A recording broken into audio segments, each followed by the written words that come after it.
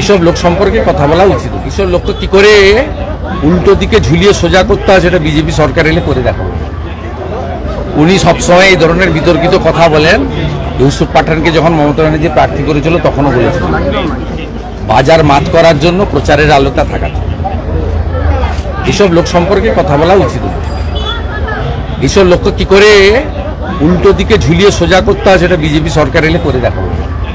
অন্যদিকে সাগর দত্ত মেডিকেল কলেজেও কিন্তু গন্ডগোল হচ্ছে। সাগর দত্ত সব জায়গায় হবে। মমতা ব্যানার্জি হচ্ছে সমস্যার মূল কারণ।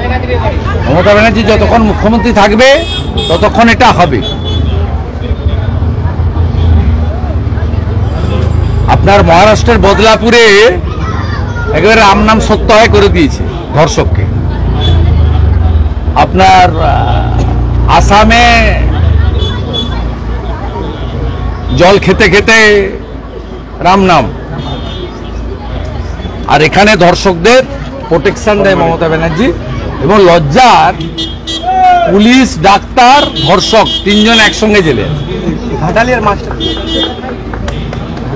মাস্টার প্ল্যানের যে নথি আরও পুলিশ দখল নিল এবং এসডিও অফিসে পুলিশ দখল নিল।